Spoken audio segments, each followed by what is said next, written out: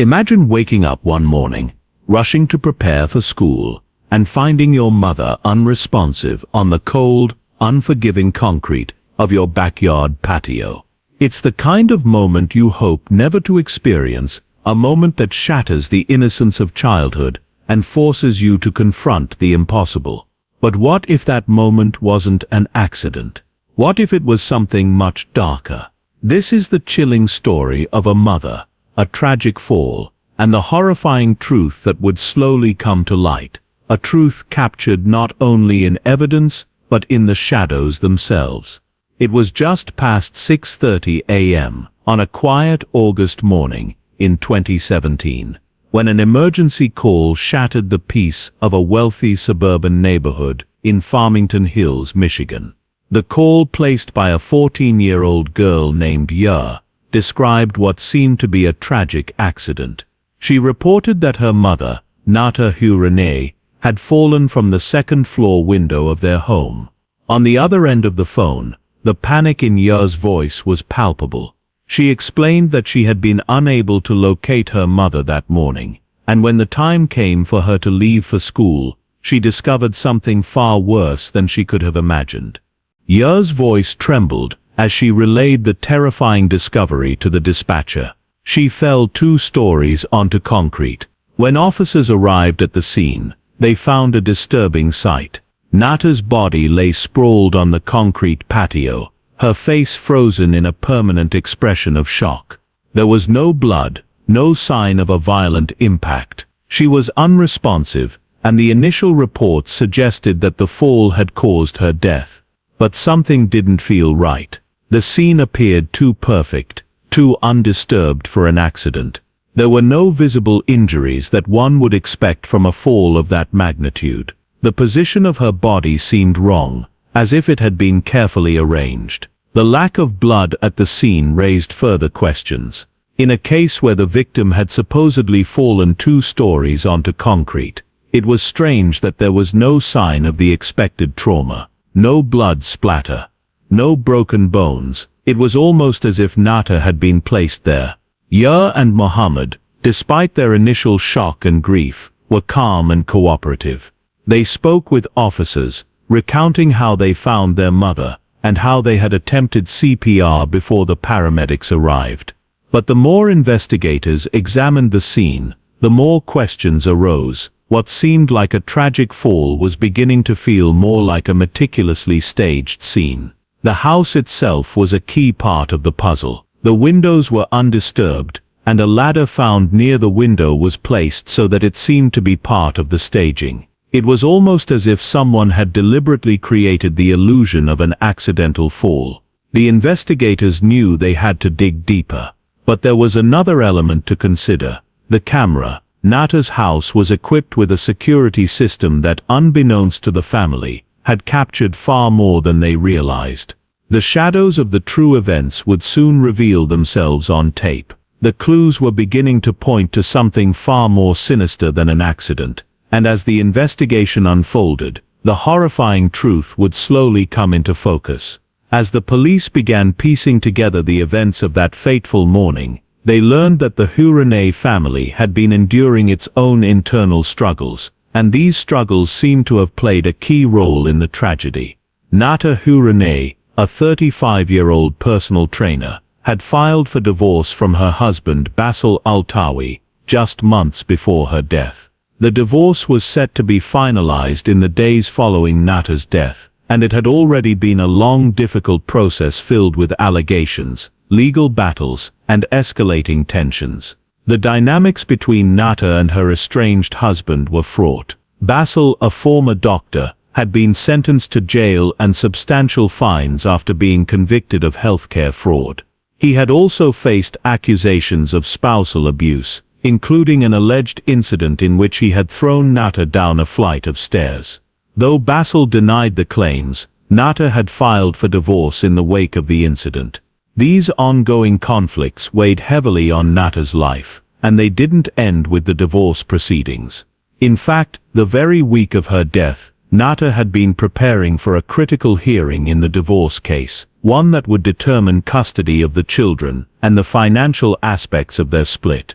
While her ex-husband's actions were undeniably harmful, Nata's relationship with her son Mohammed had become increasingly strained as well. Mohammed, a 16-year-old boy, was caught in the middle of a conflict between two worlds.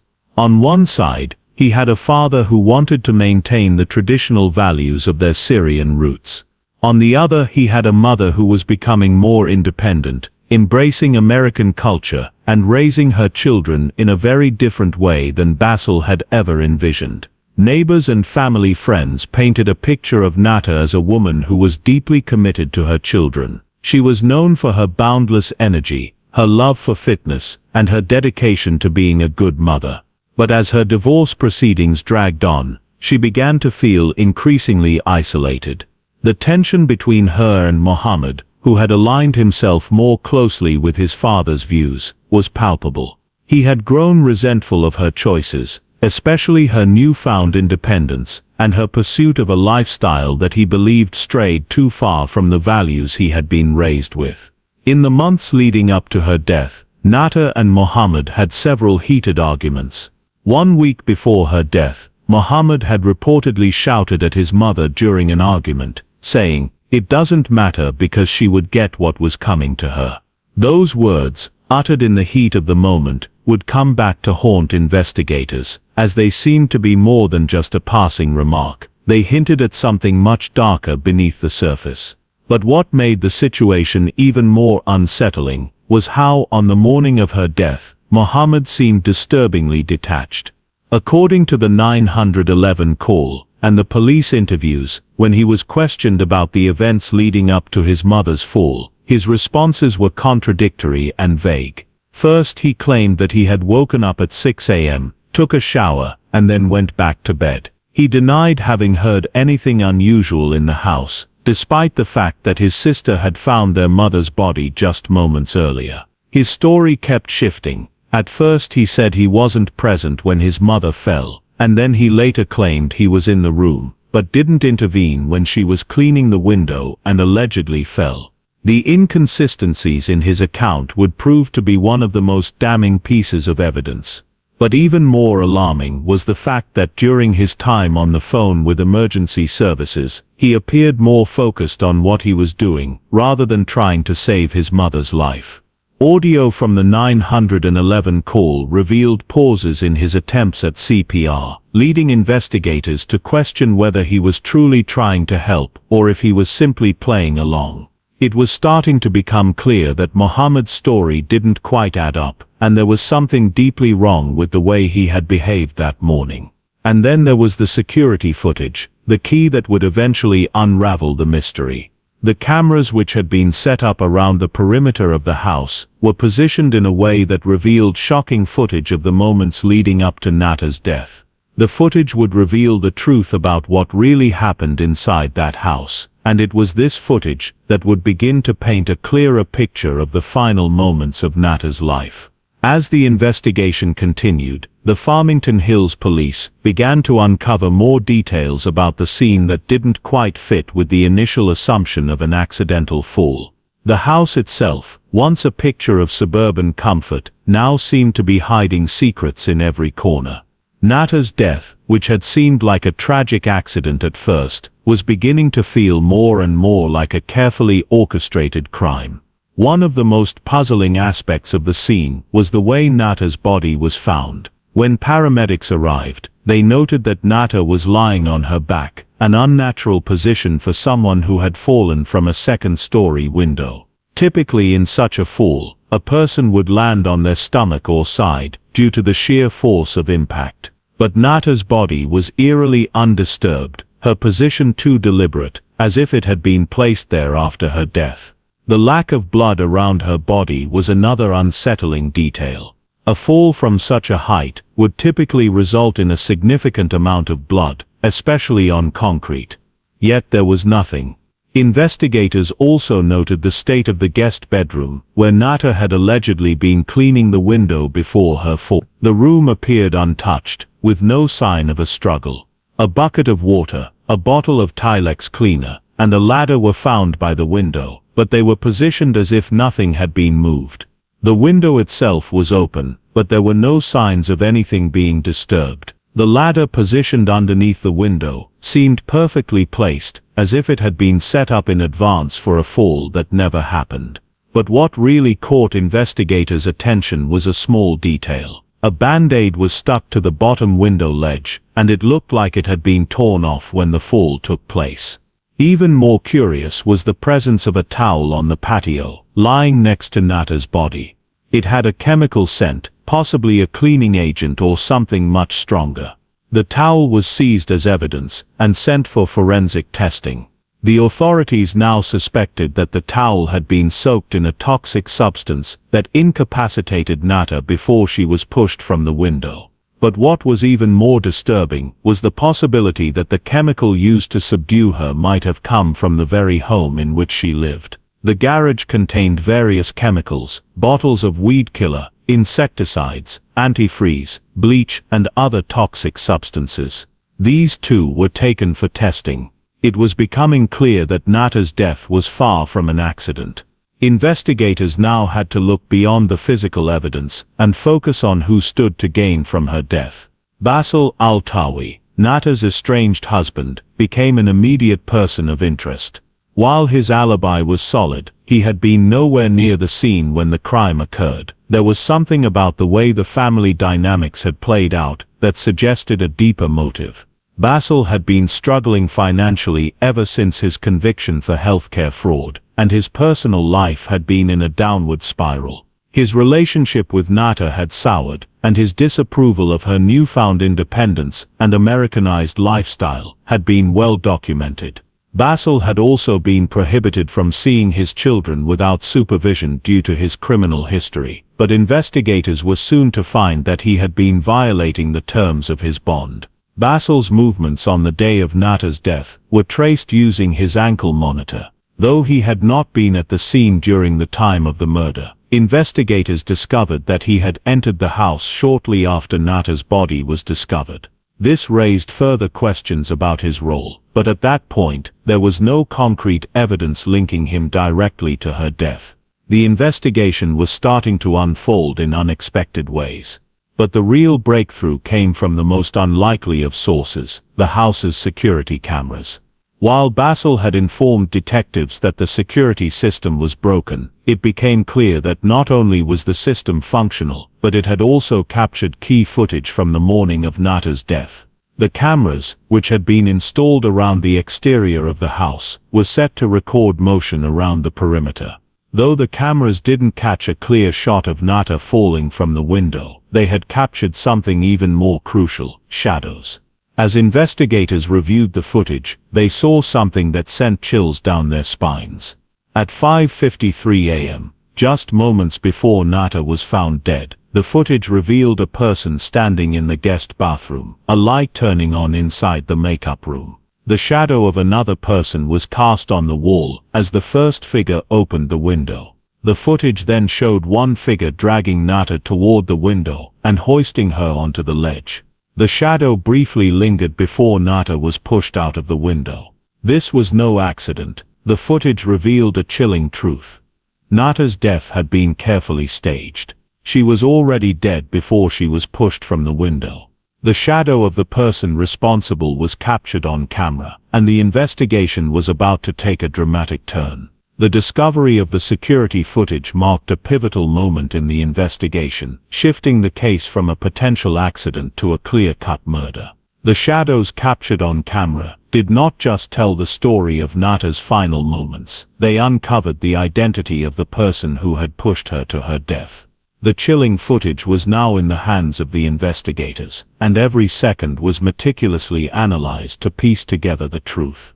The footage revealed that at precisely 5:53 a.m., the lights inside Nata's makeup room flickered on, casting long shadows against the wall. For a moment, only a shadow could be seen, first the shadow of one person, then another.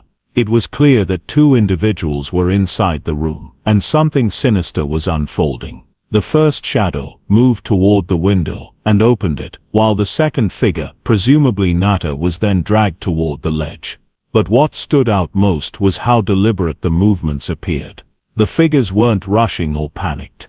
The person who dragged Nata toward the window seemed calm, almost methodical. They weren't trying to help Nata or save her from a fall. They were preparing for something far more calculated. The shadow of the figure who pushed Nata from the window was unmistakable. It was an image that would haunt anyone who saw it. The shadow of a person standing briefly on the ledge before pushing Nata to her death. As the footage continued, investigators noticed an unusual detail. After Nata's body was sent plummeting to the ground, the shadow of the person who had pushed her remained at the window for a brief moment, almost as if the person was watching her fall. They stood there, peering down, before they moved away from the window. It seemed as though they were ensuring that their crime had been completed. The next key discovery came when the footage revealed the movement of the ladder. The ladder, which had been positioned beneath the open window, was moved shortly after Nata's body fell. It became increasingly clear that whoever had staged this scene had meticulously arranged everything to appear as though Nata had been cleaning the window and had fallen accidentally. The ladder had been carefully placed to make it seem like it had been in use when she fell. But the reality was far different. This was no simple accident. This was a crime that had been carefully orchestrated, planned, and executed with chilling precision. The significance of the security footage couldn't be overstated. The shadows on the wall told a clear story, one that investigators were now able to reconstruct in its entirety. But what made this footage even more haunting was the realization that in those final moments, Nata had likely been fully conscious. The footage revealed that she had been dragged across the room, hoisted up to the ledge, and then shoved to her death. And the person responsible for this horrendous act was standing just a few feet away, casting their shadow on the wall as they carried out the unthinkable. The question on everyone's mind was, who was this person? Who could be so cold and calculating to commit such a crime? As investigators sifted through the footage, they were able to identify the figure in the shadows. The person who had pushed Nata out of the window was none other than her 16-year-old son, Mohammed Al-Tawi. Mohammed's involvement in his mother's death was not immediately obvious. Early on, he had been considered a potential witness or an innocent bystander. He had been in the house, along with his younger siblings, but there was no solid evidence linking him directly to the crime. However, the security footage shattered the illusion of innocence. The footage, along with other pieces of evidence, made it clear that Mohammed was not just a bystander, he was the perpetrator. In the days that followed, investigators began to dig deeper into Mohammed's history and relationship with his mother. What they found shocked them. While Nata had been a loving mother, committed to raising her children, her relationship with Mohammed had been increasingly strained in the months leading up to her death. The tension between them was palpable, and the more investigators uncovered, the more it seemed that Mohammed had grown resentful of his mother's independence and lifestyle. Mohammed had always been closer to his father, Basil, who held traditional views about family and culture. Nata, on the other hand, had encouraged her children to embrace American culture and pursue their own dreams. The growing divide between mother and son was evident in their heated arguments, and one conversation in particular would prove to be crucial. Just a week before her death, Nata and Mohammed had fought, with Mohammed angrily shouting at her, "It doesn't matter," because she would get what was coming to her. Those words, spoken in the heat of an argument, now seemed to foreshadow the tragic events that would follow. The more investigators learned about the family dynamic, the more they understood that this was not just a random act of violence. It was the culmination of months of tension, resentment, and anger. The investigation now had its focus. The chilling security footage, along with Mohammed's conflicting statements, the strained family relationships, and the damning words he had spoken just days before his mother's death, all pointed to one thing: Mohammed Al-Tawi had murdered his mother in cold blood. As the security footage and growing evidence painted a clear picture of Mohammed Al-Tawi's involvement in his mother's death, the investigation into his motives and actions began to intensify. Detectives knew they were dealing with something much more complex than a simple family tragedy. This was a carefully orchestrated murder, driven by deep-seated resentment, a bitter divorce, and the unraveling of a family that seemed to be slowly falling apart at the seams. At the core of the investigation was the strained relationship between Muhammad and his mother, Nata. The tension between them had been escalating for months. Investigators learned that Nata's decision to file for divorce from Muhammad's father, Basil, had created a deep rift within the family. Basil, once a prominent doctor, had become embittered after facing legal consequences for healthcare fraud and spousal abuse. As the divorce proceedings wore on, Nata had grown more independent, taking control of her life and her children's future. This newfound independence did not sit well with her son, who had always been closer to his father and embraced his traditional views. Muhammad had become increasingly resentful of his mother's Americanized lifestyle, which he believed was threatening their family's Syrian and Islamic values. He was torn between two worlds: the conservative values his father had instilled in him, and the more liberal, independent world his mother was trying to create for her children. The conflict between these two opposing forces had created an immense amount of pressure on Muhammad, and investigators soon realized that this inner turmoil had contributed to his violent actions. But the real breakthrough came when detectives examined Muhammad's phone records. In the days leading up to his mother's death, investigators discovered a chilling pattern. Muhammad had made dozens of phone calls to a single number, one that he had saved under the name Love. At first the detectives thought little of it, but when they traced the number, the results sent shockwaves through the investigation. The number belonged to none other than Basil al-Tawi, Muhammad's father. In fact, Muhammad had placed 50 phone calls to his father that day, starting as early as 4:27 a.m. and continuing throughout the morning, right up until the time his mother was discovered dead. The calls were brief, lasting only a few seconds at times, but the frequency and timing of these calls raised immediate suspicions.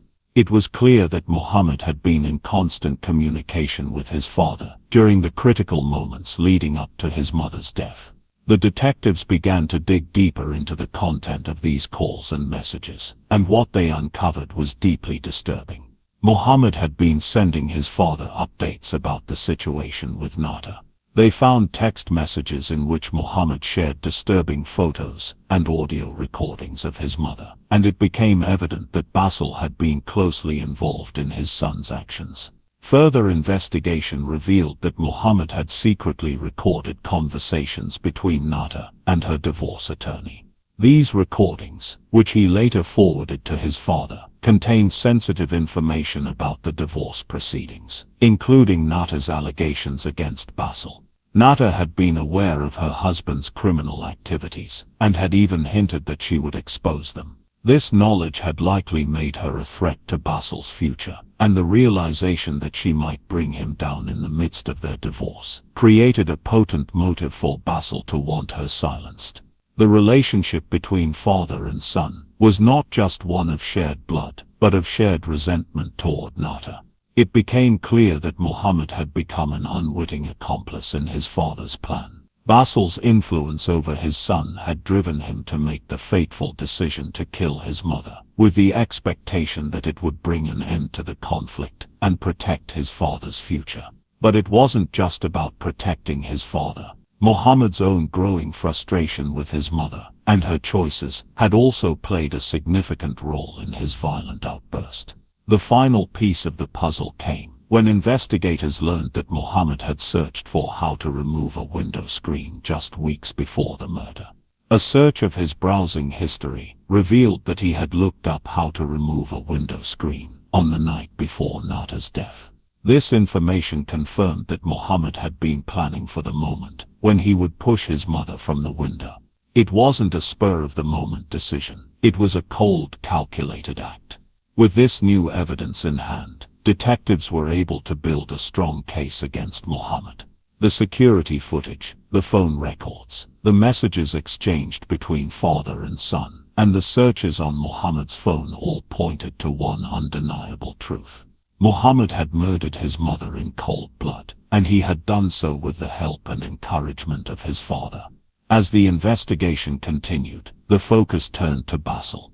Despite his attempts to maintain his innocence, it became increasingly clear that he had played a significant role in orchestrating the murder of his wife. But there was still one more obstacle: the lack of direct evidence linking Basil to the crime. While he had violated the terms of his bond and entered the house after Nata's body had been discovered, there was not enough evidence to bring charges against him at that time. But as the trial approached, the pressure mounted. Mohammed, now a suspect in his mother's murder, was taken into custody. His behavior throughout the investigation and his refusal to show any remorse only deepened the mystery. His reluctance to take responsibility for his actions, coupled with his increasingly erratic behavior, made it clear that this was not just a tragic act of violence. It was the result of years of manipulation, resentment, and deep familial dysfunction.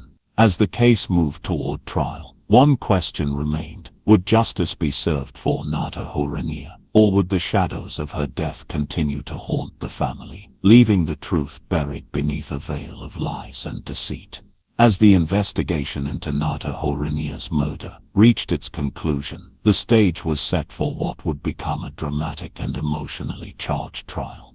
The pieces of evidence were in place: the damning security footage, the phone records, the secretive communications between Mohammed and his father, and the disturbing history of tension within the family. All of these would come together to form a case that seemed as clear as it was tragic. But even as the evidence mounted, the trial itself would reveal much more than the murder. It would expose the raw emotions, the hidden resentments, and the deep divides within the family that had led to Nata's death. The courtroom became a stage for the final act of a tragedy that had been years in the making. It was there that the true extent of the betrayal would be laid bare. Mohammed Al-Tawi's defense team quickly made it clear that they would argue their client's innocence. They disputed the validity of the security footage, claiming that it was inconclusive and that there was no way to prove that Mohammed was the person shown pushing Nata out of the window. They also focused heavily on the legality of the evidence, particularly questioning the interviews with Mohammed, in which he had made contradictory statements about the events of that morning. One key point raised by the defense was the assertion that Mohammed had been coerced into giving his statements. They argued that investigators had fed him information during questioning, and that he had simply parroted back what they wanted to hear. The defense would try to undermine the credibility of the prosecution's case by painting Mohammed as a confused teenager who had been manipulated by the authorities. But as the trial progressed, the prosecution's case seemed to grow stronger. They presented a timeline of events based on the security footage, the phone records, and the physical evidence, all of which pointed to Mohammed's premeditated involvement in his mother's death. They emphasized his role in carefully staging the crime, from the undisturbed ladder by the window to the way the towels and cleaning supplies had been arranged to make it look like a tragic accident. The prosecution painted a picture of a cold, calculated murder, driven by years of frustration, anger, and resentment toward his mother. The emotional toll of the trial was felt not only by the family, but also by the courtroom spectators. Nata's daughter sat in the front row, her face a mixture of anger, sadness, and disbelief. She had already lost her mother, but now she was forced to confront the harsh reality that her own brother was responsible for the crime. Ya's testimony was a powerful moment in the trial. She spoke of the love she had for her mother, the strength she had seen in Nata throughout her life, and the devastation she felt learning that her brother had murdered their mother. Her words, filled with grief and frustration, added a raw emotional layer to the trial that could not be ignored. For Ya, the trial was a bitter pill to swallow. She had hoped for a different outcome, one in which her brother would take responsibility for his actions and show some remorse for the horrific crime he had committed. But as the trial went on, it became clear that Mohammed showed no signs of remorse. He maintained his innocence, insisting that he had not killed his mother and that the whole situation had been a terrible accident. His refusal to acknowledge his guilt only deepened Ya's anger.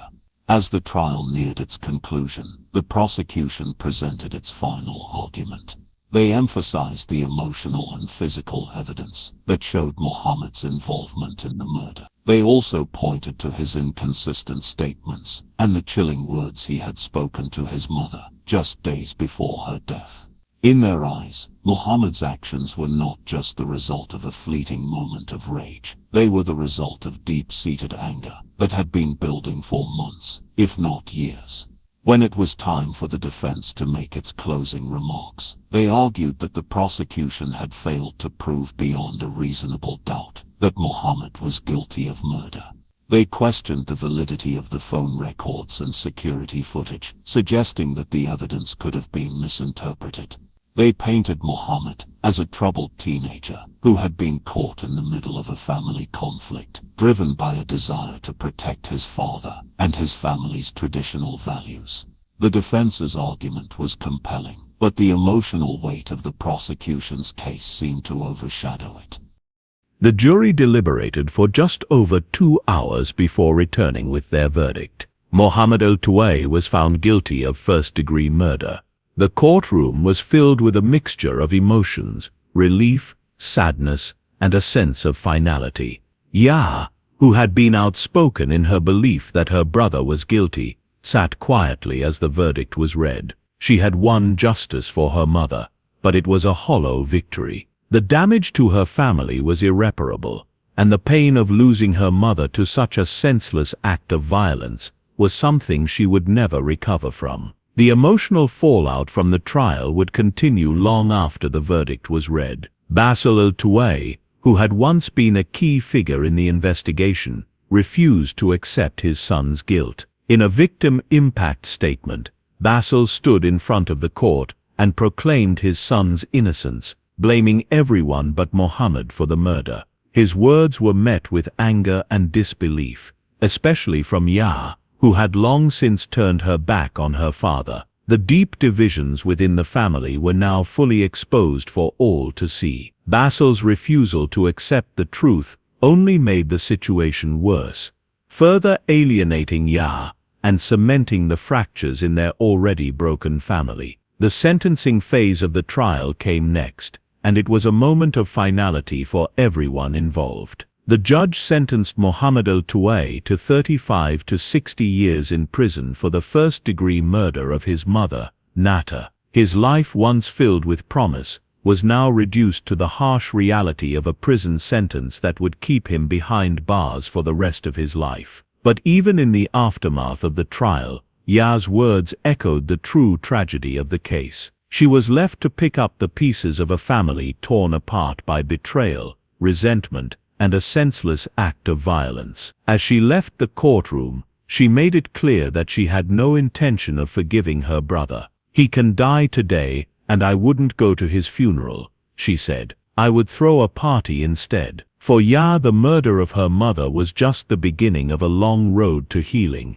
a road that would be defined by a painful, irrevocable break from the past. The trial and its outcome marked the conclusion of a chapter in the investigation into Nata Huranieh's murder. But for the surviving members of the family, the real devastation was only beginning. With Muhammad now convicted and sentenced to 35 to 60 years in prison, the Huranieh family had been torn apart in ways that no one could have anticipated. The loss of Nata was a tragedy that would haunt everyone involved, but the betrayal from within, especially from someone as close as her own son, left scars that could never be healed. In the months following the trial, Ya, Nata's daughter, became the focal point of the family's remaining legacy. As the eldest of Nata's children, she had always been the one to try and hold things together, but now, with her mother gone and her brother imprisoned, she was forced to navigate an incredibly painful future. Ya's reaction to her brother's actions had been raw and uncompromising. She had made it clear in her public statements that she would never forgive him,